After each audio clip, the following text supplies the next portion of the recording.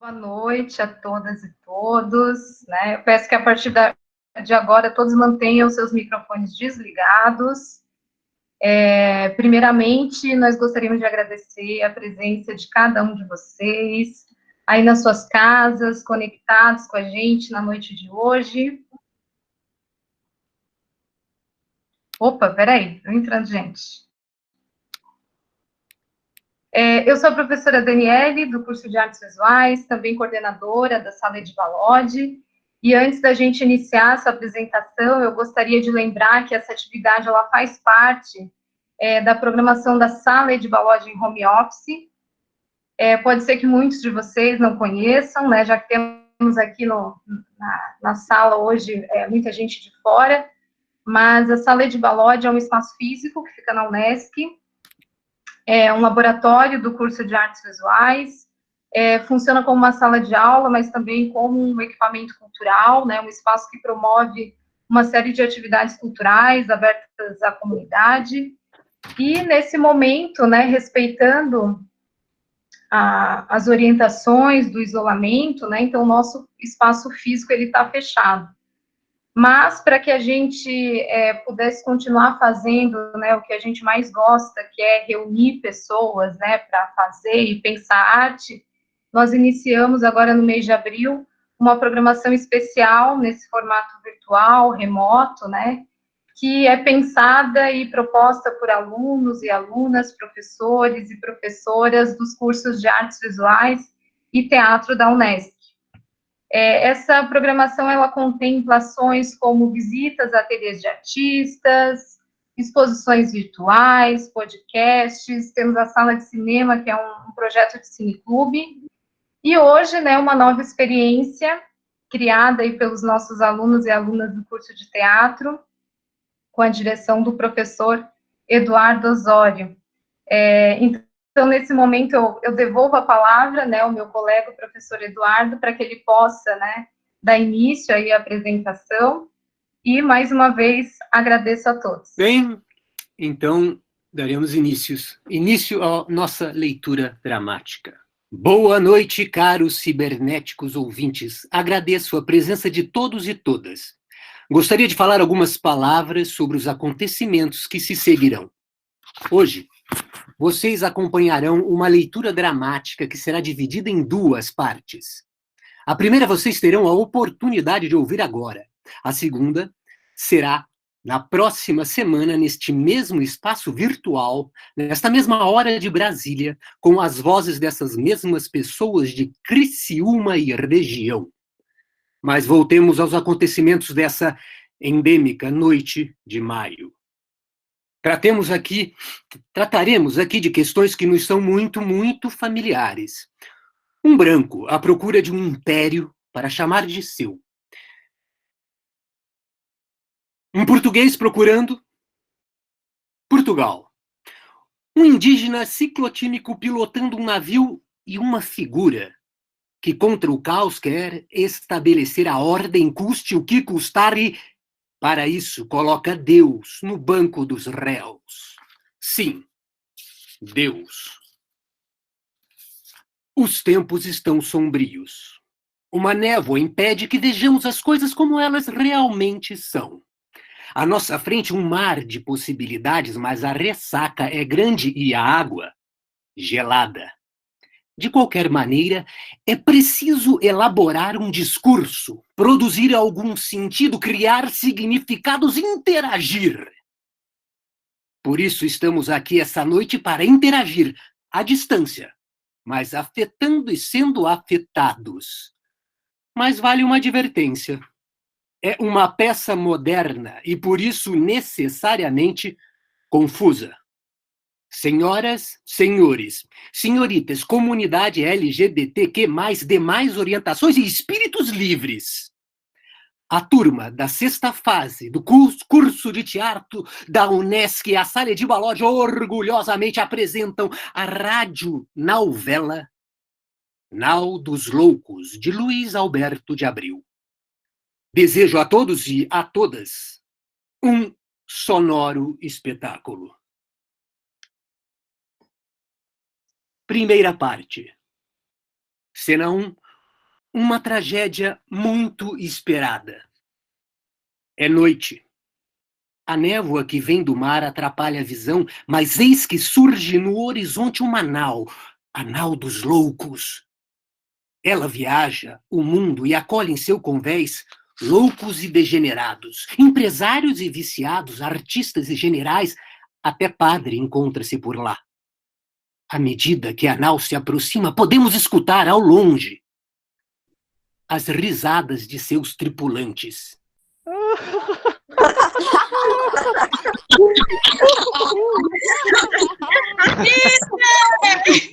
Peter! Peter, filho do mundo! A nau para, dela desce, um de seus tripulantes é Peter Ascalander. Não, Peter! A nau dos loucos! Ela quer me levar! Não tem nau nenhuma, mãe. Tem? Isso é lenda, mãe. Isso é conversa, história, mentira desse povo de beira da merda, lembra? Não. Lembra sim. Dizem que o barco ia descendo o rio, recolhendo os loucos das cidades. Por quê? Sei lá, porque eles eram loucos. Quem era louco? Quem? Os loucos eram loucos. A nau os levava pra longe. Isso é coisa de antigamente, mãe. Hoje não tem mais. Jura, filho? Eu sinto, filho, que minha hora chega. Filho, vou morrer. Há 7 anos está aí, na mesma cadeira, na mesma porta da morte, sem decidir se fica nesse mundo ou se entra a porta dentro de vez. Aí. Não posso ir e deixar no mundo um filho ingrato, imprestável, incompetente para cuidar da própria mãe. Como é que você vai viver sem mim? Tenho mais de 30 anos. Tão adolescente, tão indefeso, tão inocente, tão idiota, tão descabeçado. Ai! Um peso na minha vida. Ai, Xirrida, leva aqui essa dia. O que é que você vai fazer sem mim? A serra vai sair da magia. Vale de lágrimas. Ai, magia. Filho, corta, lacera o coração das mães. E não fica aí mudo nesse silêncio insolente, desrespeitoso. Ô, mãe! E não diga nada que é para não aumentar as suas penas no inferno, filho desnaturado. Só você Essa é uma mãe. A minha. Previsível como todas as mães. 1, 2, 3. É para isso que a gente põe filho no mundo! A gente vive nas montanhas do norte, longe da civilização, perto de lugar nenhum, na beira do fim do mundo, onde se anda toda a vida e se morre na véspera de chegar. E na pior casa desse lugar, que tem só uma casa, que é a nossa, é que a gente mora. 1, 2. Filho, não devia crescer! Você não precisa, O meu sonho é viajar na direção do sul, do sol, sem lei, sem mãe, e ser rei de uma ilha nos trópicos, talvez até imperador de um continente, porque aquilo sim é terra de ninguém. Dizem. 1. Eu ainda morro por sua causa. Mãe? A senhora morreu mesmo? Peter sabia que não era hora de rir, nem de comemorar a liberdade, mas procurou um sentimento qualquer de pesar e, vou ser sincero, não achou nenhum. Não vou dizer que ele fosse um mau filho. Não, é que sempre falta alguma coisa na cabeça ou no coração desse tipo de personagem. Peter se joga no colo da mãe chorando desesperadamente. Mãe! Deixa de falsidade! Deixa de falsidade que você nunca chorou nem riu nessa vida, filho do mundo! Não gosto que me chame assim, eu não tenho pai. Tem, mas quem lá sabe quem é. Vieram não sei de onde, trazidos pelo vento, talvez do céu. 10 deles, E durante 10 noites, cada um deles se deitou comigo, e como vieram, foram. Anjos. 10 noites, cada noite uma espécie diferente de sensação, uma luz etérea diversa, um encontro sublime e novo. Repete o que ele disse o último, repete. Anjos, é assim que me lembro deles. Ao final da 10ª noite se foram, sutis espíritos que eram, perderam-se no ar da manhã, voltaram ao céu. O último deles me anunciou: salve, de ti sairá a nova geração de homens. Malditos, bando de vagabundos, mentirosos, sem eira nem beira, sedentos, fubentos, bexiguentos, chegaram sem anunciar nada e foram entrando, mordendo e comendo o pão, o queijo, a cevada, as batatas. Eu, um alto, outro gordo, um torto, um penso, um anão, um sujo, o outro também, um cego, um maltrapilho, outro zarolho. Não vou dizer que não foi bom, afinal foram 10 noites, e em cada noite um volume, um comprimento, uma espessura, uma cabeça diferente. E depois, eu não sou mulher de cuspir no ingrato que me comeu. Eu não reclamo do que me levaram, mas do que me deixaram. Ai, ai, ai, ai. Peter! Anal, Peter! Não existe não, mãe. Existe, filho. E mais cedo ou mais tarde, você e ela vão se encontrar. Ai...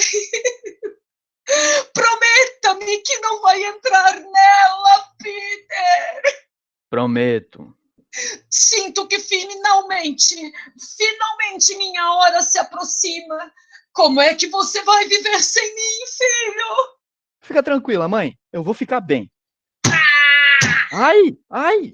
Isso lá é coisa que se fale para uma mãe moribunda. Tem de dizer que vai sofrer, que não vai aguentar de saudades, que vai verter lágrimas de sangue sem mim. Eu vou, Peter, filho do mundo. Não entre na não, Peter. Não entre.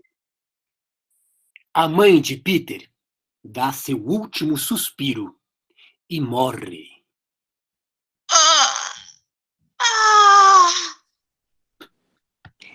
Peter, um dos nossos heróis, o homem das longínquas montanhas do norte, procurou dentro de si algum sentimento que pudesse expressar aquele acontecimento novo em sua vida, a morte. Não encontrou. Peter, a semente da nova geração de homens, aquele que nunca riu nem chorou, enterrou a mãe, queimou a casa, abandonou as montanhas e saiu em direção ao hemisfério sul do mundo. Anal reaparece e Peter retoma seu posto. É bom esclarecer que no século XVI, os loucos eram banidos e escorraçados das cidades europeias e trancafiados em um barco para uma viagem sem volta. Esta é aquela nau. Temos aqui padres, hereges, bandidos, metecaptos, maltrapilhos, rebotalhos das ruas, toda uma laia desclassificada sobre a qual pesou a doença do espírito. É bom esclarecer também que a nau atravessou os séculos e que hoje recolhe homens com outro tipo de loucura. Peter Ascalander saiu pelo mundo. Em Tunis traficou droga. Em Quito, armas e gente. No Zaire fez guerra, dormiu com mulheres em Hong Kong e matou homens nos 4 cantos do mundo. Não tantos que a história devesse registrar e nem tantos que a história devesse encobrir. Na verdade, Peter não deu certo, ao contrário de muitos de seus iguais, que hoje posam de homens modelares, pilares importantes famílias, heróis com armas e brasões. Não. Peter, com seu rosto impassível, o homem que nunca riu nem chorou, continua sua saga besta em busca de riqueza em algum canto dos trópicos. E chega, que já demos informações demais. E Anal sai. Cena 2. De como era a segunda Anal e de como Lacral resolvia suas questões. Anal sai e deixa um mestiço índio de sandálias havaianas, cocar, borduna e sem camisa. É Lacral. Pedro, Lacral. Deus perdoe! Deus perdoe! Deus perdoe! Padre! Padre Guzmão! Lacral quer confessar? Entra o padre Guzmão, carregando uma bola presa amarrada ao tornozelo com correntes. É conduzido por Joaquim, cidadão português. Ah, Lacral, o que fizeste dessa vez?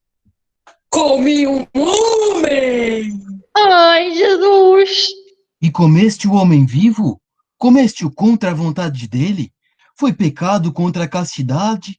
Ou mataste o homem e lhe comeste assado como um canibal? Dessa vez foi como canibal? Deus perdoa, Lacral? Perdoa! Até quando vais provar da ira de Deus, Lacral? Por que fazes sofrer tanto nossa alma e nossos corações? Por que nos mantém prisioneiros? Se soltar padre, quem vai perdoar meus pecados? Pare de pecar. Tu és índio batizado. Cristão, Lacral. Abandona a iniquidade, a impiedade e a barbárie. Lacral é assim. Lacral tem saudade da taba, saudade do tempo que Lacral era inocente e tomava banho de rio, comia peixe, caça, gente. Não és mais inocente. A fé cristã te trouxe a noção de erro e pecado. Trouxe também o perdão? Trouxe também, filho. Então me perdoa. Deus não deveria perdoar um pecador renitente como tu. Olha, Que provação para minha fé, vir para esse mundo às avessas onde reina o demônio, a desrazão, a desordem das coisas e do espírito. olha. Eu não aguento mais isso. Não perdoo, maledictus homo qui peccati insips. Não xinga, Lacral. Pro mar, Joaquim. Amarra uma âncora no pescoço dele e afoga esse urubu no mar. E quem vai perdoar sua montanha de pecados futuros? Lacral vai sequestrar um bispo só pra ele? Perdão de bispo vale mais pro mar. Está bem, vou confessá-lo. Agora também Lacral não quer pro mar. Não faz isso, por favor. Então, padre pede perdão. Perdão. Agora perdoa Lacral? Ego te absolvo. Ainda não, que tem mais pecado. Enquanto Padre Guzmão ouve a confissão de Lacral, Joaquim é tomado de intensa agitação. Ai! Dirige-me a vontade na esperança de que me ouçam, de que me ajudem a recompor a razão, ou que pelo menos consolem minha alma aflita. Pode não parecer, mas estou a embarcar numa velha nau portuguesa do século XVI. Sinto que não estou louco, mas os fatos estão todos contra mim. Agora, ouçam vocês minha história e decidam sobre minha sanidade. Meu nome é Joaquim Falecino de Alencastre, cidadão português. Tomei um navio em Lisboa em 1984 para vir ao Brasil. No meio oceano, numa noite cega de escuridão, estando eu no convés, subitamente desabam os ventos, tempestades, riscos de raios, trovoares e trovões, um turbilhão infernal. E no meio do fragor da fúria dos céus e dos mares surge como uma sombra maldita, uma velha caravela portuguesa. É verdade? Creiam, por favor. E pendurado no alto do maço de velas, acordamos apodrecidos, grita e ri como um demônio enlouquecido. Ele mesmo, Lacral, Despencou sobre mim como águia, acertou-me como tábua ordenando o que quando dei por mim, meu navio afundava e eu era prisioneiro. Agora, alguém pode dizer-me que faz pacato um cidadão português do século XXI numa anal portuguesa do século XVI?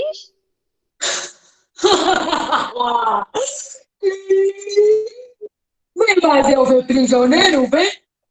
Oh, e ele traz no porão acorrentados prisioneiros de outros séculos, trazidos dos navios que pirateou e colocou a pique.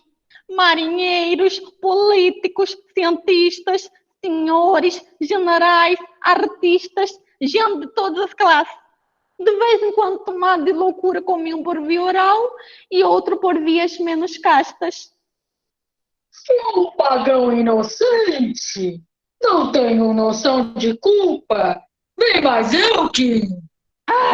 Estou miseravelmente louco.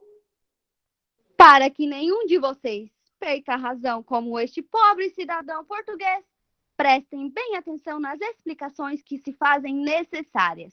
Serão as primeiras e as últimas que forneceremos. Primeiro, esta é uma peça moderna e por isso é necessariamente confusa. Segundo, o que faz o Manaus do século XVI, em pleno século XXI, não cabe a uma comédia responder. Terceiro e quarto, esta é uma nau portuguesa e não é a nau dos loucos que deverá entrar no palco apenas no final da próxima cena. E deem-se por suficientemente esclarecidos. Voltando à nossa história, conta-se que no século XVI, uma nau portuguesa da expedição de Gaspar de Lemos perdeu-se na imensidão do oceano a caminho das Índias. Se é a mesma nau que agora se encontra um índio lacral e o cidadão português, não podemos afirmar. Mas nada nos impede de acreditar que sim. Então, por favor, na falta de outra explicação mais plausível, tomem isto como verdade. Tomem como verdade também que Lacral ataca e pilha todo e qualquer navio que encontra desde o Mar do Norte até as costas da África. É disso a malfadada testemunha. Kim, Lacral tá triste. Ai, Jesus! Bebeste de novo. Volte-me, ele desce a adega. Seca um goró de vinho desatando das ideias. 2 corote, cachaça e todo o uísque daquele navio inglês que afundou tão bonito. Soltem as velas, 3 graus a este bordo. Abra a vela mestra, o tratete, a polaca, a bujarrona, recolha a vela latina, pilhagem. Ai, Jesus! Também os ventos, vamos varrer o mar. Canta, Kim, canta, Lacral. Não quero terra, nem porto, nem parado. Não quero nada além de céu e mar. Quero ser estado em movimento, só o vento, o livre pensamento para o livre navegar. Vamos, gente, coloquem o canhão na proa e logo antes que Lacral mate um. Uma vela, 2 tábuas e flutuar. Senhoríssimo, duração sem olhar para trás. Se me apraz, dói o passado recordar. Digo a mim, o amanhã de me trazer a paz. Que meu coração rebenta. Canta, Kim, canta, Lacral. Ai, meu fado é triste. Só o mar é que ouve-me soluçar. Vamos queimar o navio, cambada. Chamem o vento, canhões na proa. A nau estremeceu, rangeu e, empurrada pelos ventos, cortou o mar e a noite. Veloz, em zigue-zague, bêbada como seu desatinado capitão. Saquear!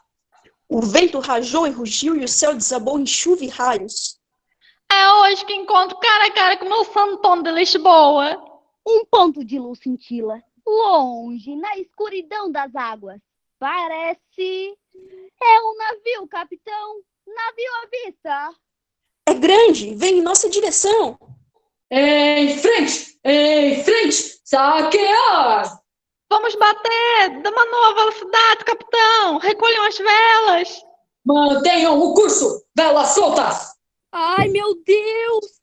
Enfunadas pelo turbilhão de ventos, as velas ameaçaram rasgar. As velhas tábuas do carvalho estalaram na poa, toda na outrepia, sulcando o mar em espantosa velocidade. No alto do mastro principal, descabelado, batido pela chuva e pelo vento, o louco lacral ri e comanda. Em frente! Em frente! Jesus! Vamos bater, homem! Vamos cortar o transatlântico ao meio? Não deu. A nau de Lacral se destroçou ao encontro do casco do navio, ao mesmo tempo em que abriu um roubo suficiente para fazê-lo naufragar. Em instantes, o oceano tragou as duas naus. Do acidente não se salvou ninguém, com exceção de 2 pessoas. Uma delas, desgraçadamente, não fui eu, que nunca aprendi a nadar. Salvou-se o maldito índio, um gajo de outro navio. Eram Lacral e Peter, que agarraram-se a um tronco. A relíquia portuguesa do século XVI afundou com seus tripulantes e centenas de prisioneiros, entre os quais este cidadão português. Maldito índio! Exploradores, oligarcas, políticos, peroeiros, generais, alguns ex-presidentes, representantes do judiciário, papagaios, tucanos e outros animais de estimação. Afundaram também alguns economistas, vários ministros brasileiros e um argentino. Parece que não se perdeu muita coisa, pois nenhum jornal gastou uma linha para registrar o acidente. Senhores, examinem a estupidez e o absurdo dos acontecimentos que desaram sobre mim. Estou a afogar-me no navio, em meio oceano, depois de servir como escrava há anos a um índio do século XVI, em pleno século XXI. Alguém entende? Está certo que tempo é relativo, mas isso é um bar da física. Que adianta ser mentalmente são se o mundo é uma comédia louca sem sentido? Espero na outra vida encontrar um pouco de lógica que me faltou nesses últimos anos da minha existência. Avisem minha família em Lisboa. Boa noite. E Joaquim afoga-se. Cena 3. O encontro de 2 culturas. No mar, sobre a luz da lua, os 2 náufragos, firmemente agarrados a um resto de mastro, simbolizavam o encontro harmônico de 2 culturas irmãs. Peter Ascalander e Pedro Lacral dão-se as mãos e se beijam. Mas, tirando o romantismo estúpido, que sempre nos tenta nos impingir em situações desse tipo, o encontro seguiu a regra geral. Ai! Ai, ai! O escandinavo Peter Ascalander não era um mítico representante da cultura ocidental cristã, que vinha trazer civilização ao nativo inculto. Nem Pedro Lacral era o típico bom selvagem. Na verdade, os 2, como já deu para notar, são gente de baixa extração. Gentinha ordinária mesmo, da pior espécie. E, novamente, os heróis de nossas histórias são gente dessa cepa. Não nos culpem pela preferência que a comédia tem por esses filmes. Tentamos variar, pesquisar, mas o que conseguimos foi a tralha de sempre. Eu não tenho memória e sou ciclotímico. Isso quer dizer assim, né? Presta atenção. Por exemplo, Chico, eu posso estar, num primeiro momento, em estado de euforia, e num segundo momento, posso de passar rapidamente para uma profunda tristeza e melancolia. Num terceiro momento, nem eu sei o que eu vou ser, nem vocês vão conseguir imaginar. Eu não tenho por que me explicar. Sou como sou e não mudo. Manhã, tarde, noite, hoje ou amanhã sou o mesmo. Tenho uma só vida e um só sonho. Um império, mesmo que seja numa terra de ninguém. Peter era assim, de opinião, até para cagar tinha de ser convencido. Seu sonho de construir um império havia fracassado por 35 vezes em 27 países diferentes. E ele continuava tentando. Em compensação, Lacral era inconstante, preguiçoso, indolente e vai ser um péssimo auxiliar na construção do meu império. pensou Peter Ascalander. Mas como não havia outro melhor à disposição, e empregados qualificados são caros, resolveu tomar Lacral como seu serviçal e iniciar ali mesmo a tentativa de construir, pela 36ª vez, seu império sobre terras, coisas e homens. E Peter Ascalander começou a instruir Pedro Lacral sobre o destino histórico dos povos do norte em colonizar os povos do sul. Discorreu horas sobre a superioridade natural da cultura, da raça e da cor. Lembrou povos e conquistadores do hemisfério norte, como os vikings, Alexandre, Gengis Khan, Cortés, Pizarro, e recordou todo o esforço feito para arrancar o mundo da barbárie, com o gume da espada, a graça da fé, a argúcia da lógica. Entende, Lacral? Lacral entende. Entende o nosso destino histórico de pacificar, civilizar e construir o mundo? Consegue ver lá na frente nossa obra, Lacral? Consegue me ver como comandante de um império? E você como meu mais fiel comandado? Quase. Ali mais para a direita daquela esquerda? Assim se faz um novo mundo, Lacral. Entende? Lacral entende. Lacral de fato entendia. Mas o que quer que fosse permanecia em sua memória por exatos 20 segundos antes de esvanecer-se. Eu planejo, você executa. Eu emprego, você trabalha. Eu penso e você faz. Que é que me diz? Entusiasmado com a proposta, Lacral pensou, pesou, repensou, considerou e ao cabo de 20 segundos respondeu: Você dá o cu pra mim, tá? Não. Esperem um pouco. A resposta de Lacral tem uma coerência. É verdade. A memória dele se perde rapidamente. Mas, como todo animal, ele tem instintos. Os instintos básicos são dois: o de sobrevivência e o sexual. Na ausência de racionalidade derivada de uma memória que ainda é quase inexistente, a lógica indica uma explosão dos instintos. Aqui, no caso, o instinto sexual. Enquanto isso, Peter, com seu raciocínio cartesiano, não sabia se considerava a resposta de Lacral uma mera proposta libidinosa ou um negócio, a contrapartida para o apoio do seu projeto imperial.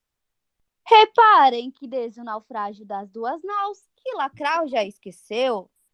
E pedimos a vocês que façam o mesmo, pois aquilo tudo foi só para situar o contexto da nossa história. Desde o naufrágio das duas naus, repito, Lacral não comeu nada a nem ninguém.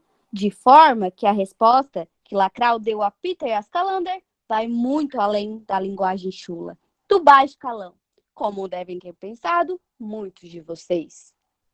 Tanto que não sabemos se era resultado de fome carnívora, antropófaga ou verdadeiro apetite sexual, quando Lacral se engalfinhou a dentadas com Ascalander. Sai daqui!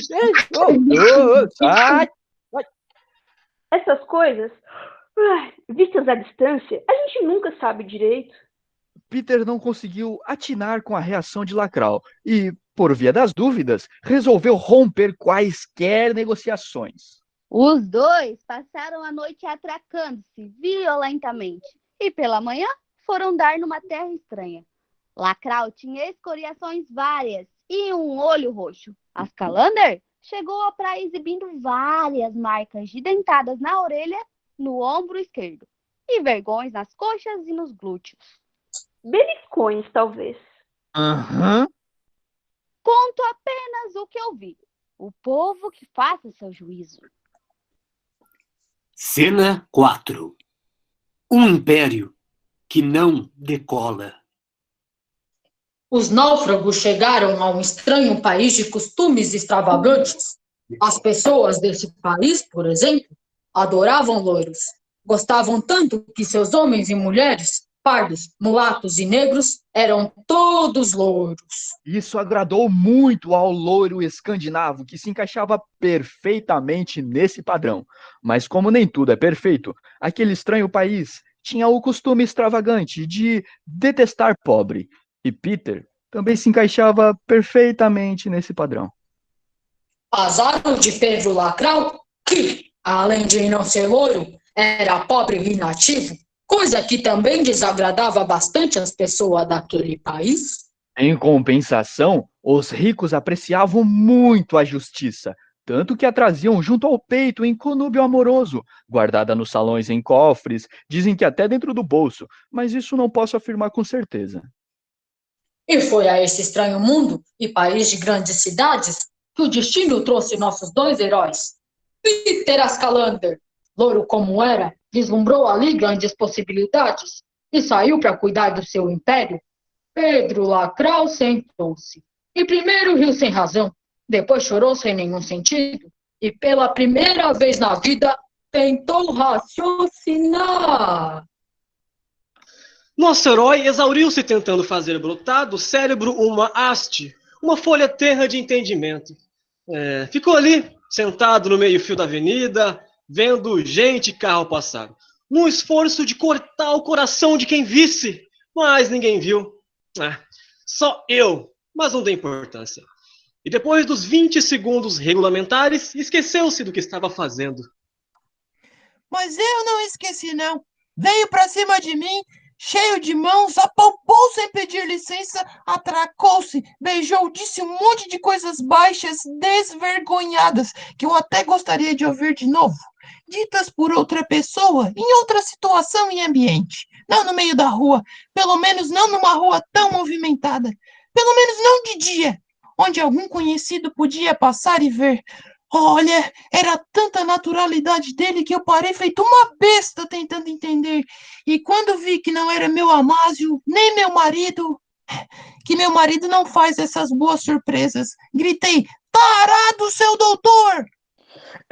Sou estabelecido num armazém de secos e molhados a 2 quadras daqui. Há mais de 20 anos, seu delegado.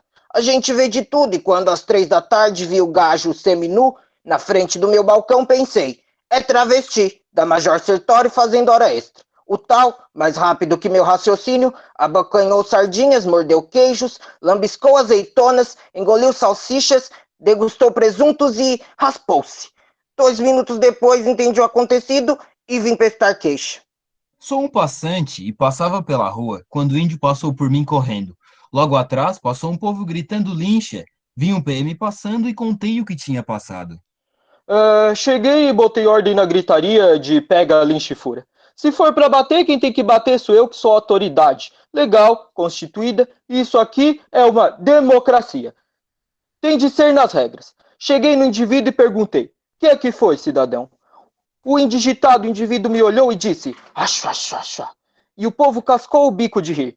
Aí eu disse: acho, acho, acho, seu delegado.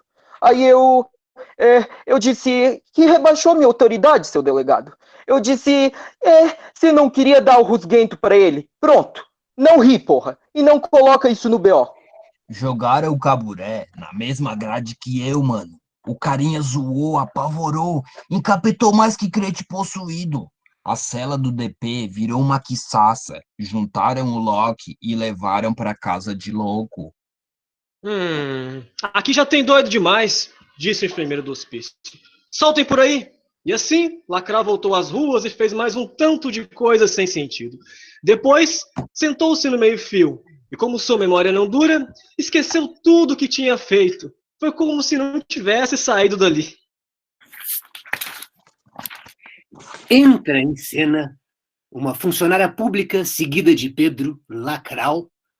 A funcionária está sempre andando, como num labirinto, seguida por Peter Ascalander, assinando papéis que lhe trazem, carimbando outros, recebendo pastas e etc.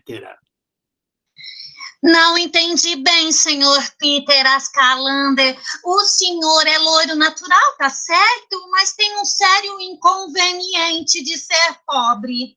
Mas você é rico, muito rico. Volte, então, quando for rico. Mas para ser rico eu preciso de facilidades, financiamentos, isenção de impostos, parcerias. Eu logo vi. O senhor é um sonhador. Tenho família para sustentar.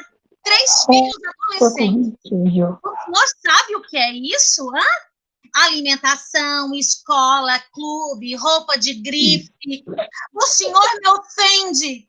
Quer facilidades, financiamentos, isenções? mas não quer dar nada em troca. Darei empregos, ajudarei a resolver problemas sociais. E eu, seu Peter, eu e meus filhos não somos nada. Também somos um problema social. Isso é dinheiro público, seu Peter. O governo empresta, cria empregos, gera impostos, dívidas, paga o empréstimo. É lógico, não? É claro que é, mas quem está interessado em lógica, hã? Quero o meu agora, entendeu? Se eu tivesse, lhe daria uma comissão até maior do que a senhora quer. Pelo menos dê uma olhada no meu projeto. Tudo calculado. Em 10 anos terei um império. Para ter o império, o senhor precisa de muito dinheiro. Se tivesse muito dinheiro, eu já teria um império. Entendeu a lógica da coisa? Para conseguir dinheiro, é preciso dinheiro. Em nosso tempo, capital não se distribui. Capital se concentra. Quem tem dinheiro, ganha dinheiro. Quem não tem, trabalha. Ninguém fica rico trabalhando. Entendeu a lógica da coisa? A minha fábrica, ela vai... Fábrica! Fábrica! O senhor veio pedir dinheiro para construir uma fábrica? Por que não me disse antes, hã? Rua! Fora! Eu aqui perdendo meu tempo, pensando que o senhor queria dinheiro para especulação financeira, abrir um banco, alguma coisa lucrativa assim, sei lá. Rua! Finalmente, Peter entendeu. Ele era um homem do passado, com ideias de homens do passado. Os tempos românticos em que um homem vinha para os trópicos e construía um império à custa da guerra, do logro ou do trabalho alheio eram coisas do passado. Todos os impérios já estavam construídos e apenas cresciam sobre terras, coisas e pessoas. Ele era apenas um súdito desses impérios, um homem tão ultrapassado quanto o índio doido no Manaus do século XVI. Cena 5. Um mundo em decadência e a nau dos loucos. Peter Alexander e Pedro Lacrau perderam-se pelas ruas da cidade. Eram vistos sempre juntos, mas a única coisa em comum que carregavam era a decadência. Não eram amigos, eram apenas colegas, companheiros de infortúnio. Não andavam juntos, andavam um ao lado do outro. Numa dessas noites de frio, acenderam fogo debaixo de um viaduto. Não, Pedro Lacrau, não! E depois, seu Peter? Nem agora, nem depois, nunca. 1000 vezes nunca, 1000 vezes não, entendeu? Lacrau é ciclotímico? Não pode falar assim com Lacrau. Lacrau é pagão inocente? Não pode contrariar. Lacrau foi na ONG. A ONG falou que Lacrau está em extinção. Eu também estou em extinção. Mas você não é ciclotímico. Lacrau tá triste, manso. Mas Lacrau pode ficar índio brabo, muito feroz.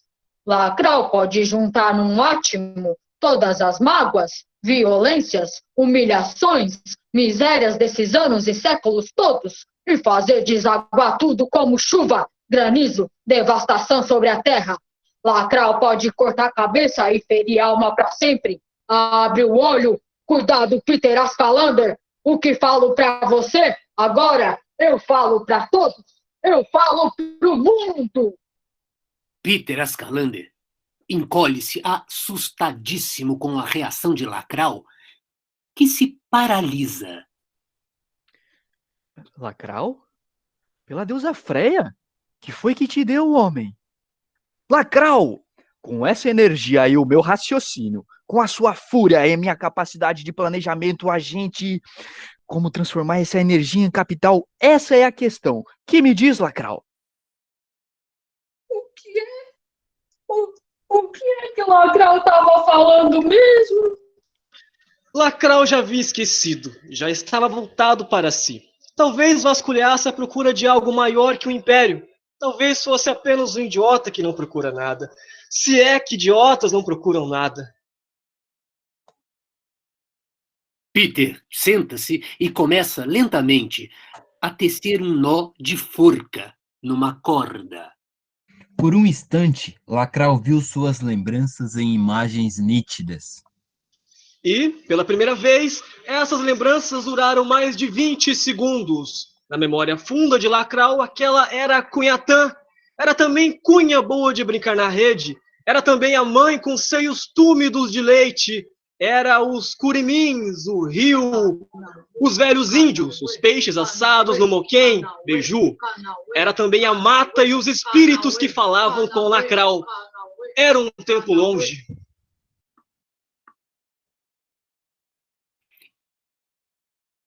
Vamos pra minha taba? Não tem mais taba, Lacral. Lacral sabe.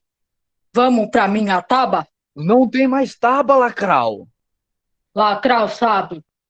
Vamos. Não tem mais taba. Lacral sabe. Mas Lacral tem saudade. Eu não tenho saudade de nada. Peter lembrava-se muito bem de uma velha história nórdica, de Carl Nielsen, sobre um homem chamado Carl. Aos 18 anos, Carl plantou uma semente e jurou sobre ela. Cresce enquanto ganho o mundo.